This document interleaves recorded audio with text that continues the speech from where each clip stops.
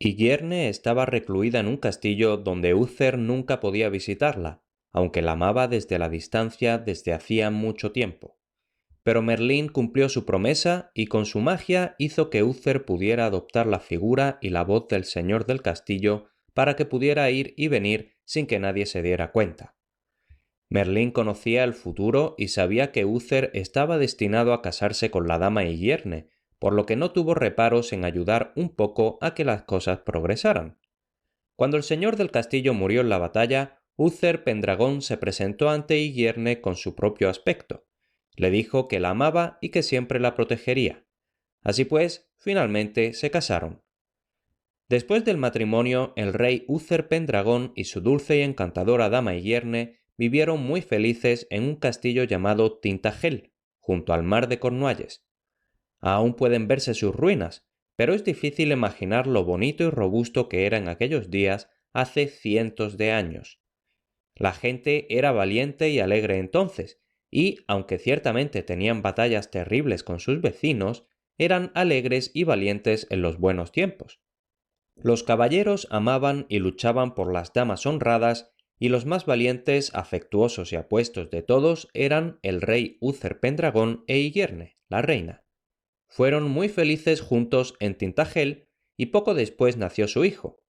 Igierne se enteró ahora de que Uther había prometido entregar al bebé de inmediato a Merlín. Estaba muy triste por ello, pero no iba a pedirle al rey que faltara a su palabra. Además, ella y Uther habían hablado a menudo del gran futuro que Merlín había predicho para su hijo. Así pues, el rey y la reina besaron al joven príncipe y la propia reina lo envolvió en un hermoso manto de tela de oro y lo entregó al cuidado de 2 damas y 2 caballeros. Entonces Uther dijo a las 2 damas y a los 2 caballeros que llevaran al principito hasta una puertecilla semioculta en la muralla del castillo, que la abrieran suave y silenciosamente y que entregaran al niño a alguien que estaría allí esperando. Cantando cancioncillas de cuna, las 2 damas avanzaron con cuidado por el corredor, seguidas por los 2 caballeros. Llegaron a la escalera de caracol y bajaron hasta la puertecilla semioculta. Una de las damas llevaba al bebé en un cojín de oro, dormido en su manto dorado. Abrieron la puerta y la luz de las velas que llevaban los 2 caballeros brilló en la noche oscura y tranquila. De entre las sombras surgió una figura alta y oscura que tendió las manos hacia el bebé, y las damas y los caballeros entregaron al pequeño en brazos del desconocido. Luego volvieron por la puerta y mientras subían la escalera de caracol oyeron el trote lejano de un caballo. Sobre el caballo cabalgaba Merlín con el bebé. Atravesó colinas y valles hasta llegar a un pequeño y tranquilo castillo en un valle. Allí vivía un caballero bueno y sobrio llamado Ser Héctor, que sabía bien por qué había ido Merlín. Hacía mucho tiempo el mago y el rey Uther habían mandado llamar a Ser Héctor y le habían preguntado si acogería en su casa a un niño pequeño, un bebé, que llegaría a ser muy grande y famoso, pero que debía ser educado sencillamente como el hijo de un caballero noble. Él había consentido y a cambio había recibido tierras y riquezas. Así pues, cuando Merlín cabalgó en la oscura noche, Ser Héctor y su esposa recibieron al mago de buen grado y se llevaron al bebé directamente a su propia habitación. Entonces Merlín bautizó al pequeño príncipe con el nombre de Arturo y Ser Héctor lo crió en un hogar bueno, tranquilo y feliz. Pero Merlín siempre estaba a mano, velando por el niño. Su padre, el rey Uther, estaba conforme con dejar al pequeño Arturo a cargo del gran mago. Sin embargo, cuando ya estaba muriendo, mandó llamar a Merlín y le pidió noticias del niño. Qué feliz se sintió cuando supo que el príncipe Arturo se estaba convirtiendo en un niño fuerte y apuesto. Cuánto mejor era que, más tarde, fuera educado como un buen caballero en vez de como el hijo predilecto de un rey. Entonces Uther devolvió la mesa redonda a Merlín y le dijo cómo podía tenerla a salvo hasta que Arturo llegara a su reino. En consecuencia, Merlín la llevó lejos, a Cameliard, donde la puso al cuidado de un viejo amigo de Uther, otro gran rey de nombre Leodegrance, quien, a su vez, la puso a cargo de 250 caballeros, todos ellos valientes, nobles y buenos. Lo que le sucedió después lo veremos en otra historia. Así murió Uther, pero nadie sabía que el muchacho de la casa de Ser Héctor era el hijo y heredero del rey muerto. Los varones del país comenzaron a pelearse entre sí. Cada uno de ellos quería el poder para mandar sobre el resto. Así pues, Merlín acudió por fin al arzobispo, que se lamentó por estos hechos y le dijo que convocara a todos los varones en Londres por Navidad, para que fueran a misa a la iglesia y olvidaran sus disputas, aunque solo fuera por el día de Navidad. Los varones no se atrevieron a desobedecer al arzobispo, así que fueron a Londres y a la iglesia. Terminada la misa, los congregados salieron en tropel al patio de la iglesia, y allí vieron algo que sin duda no habían visto cuando entraron. Justo al este del cementerio, iluminada por el pálido sol de Navidad, se alzaba una piedra blanca como el mármol. En el centro había un cuadrado de acero, y del acero surgía la empuñadura reluciente de una espada poderosa y afilada. Alrededor de la espada había escritas en letras de oro palabras extrañas y fascinantes, palabras que decían que quien pudiera sacar la espada de la piedra sería rey de Britania, el único heredero legítimo de Uther Pendragon. Los varones se agolparon alrededor de la piedra, con los ojos bien abiertos y asombrados. Cada uno clamaba que él, si se le daba la oportunidad, era sin duda el único caudillo que podía sacar la espada de la piedra. Sonriendo de forma extravagante, Merlín, que estaba cerca, les ordenó a todos que lo intentaran.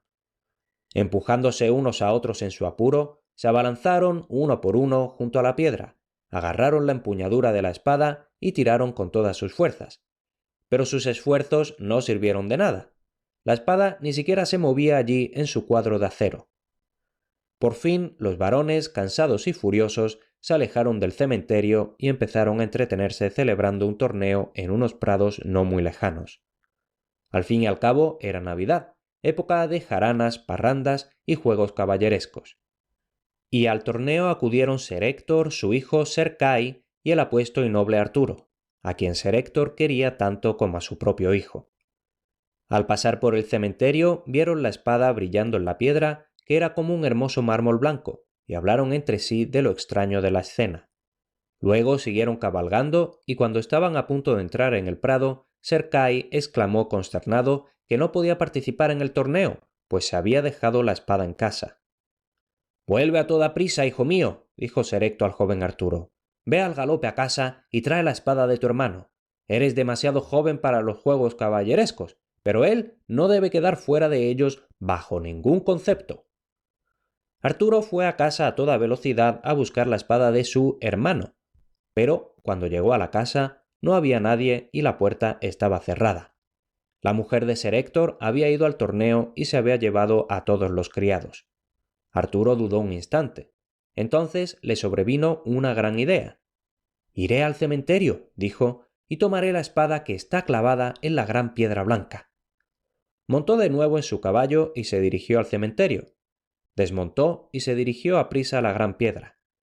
Allí, sin detenerse siquiera a leer las palabras escritas en letras doradas, tomó la espada por la empuñadura y tiró de ella. Y he aquí que la espada salió con facilidad y suavidad del acero en el centro del mármol. Espada en mano, Arturo se subió de nuevo a la montura y galopó hacia el torneo. Trotó por la pradera y entregó la espada a Ser Cai.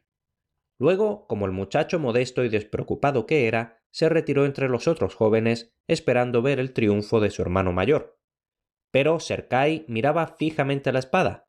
La giró de un lado a otro y luego cabalgó hacia donde su padre lo estaba observando. «Padre», dijo a Ser Héctor, «esta espada que me ha traído el joven Arturo es la misma que ningún varón pudo sacar de la piedra al este del cementerio. ¿Has oído lo que tenía escrito a su alrededor en letras de oro?» «Lo he oído», dijo Ser Héctor grave y sobresaltado, pues a él también le habían contado la historia de la espada clavada con tanta firmeza en la hermosa piedra blanca. También él la reconocía ahora. «Si es así, padre», exclamó Ser Cai con el rostro encendido, «entonces yo debo ser rey de Britania, el heredero de Uther Pendragon».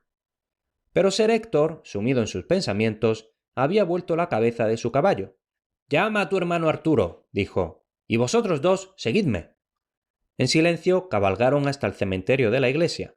Cuando todos desmontaron cerca de la piedra, Ser Héctor miró a Arturo, que permanecía en silencio. «Vuelve a poner la espada en su sitio», dijo, y Arturo así lo hizo. Ser Héctor se volvió entonces hacia Sir Kay. «Sácala», le ordenó.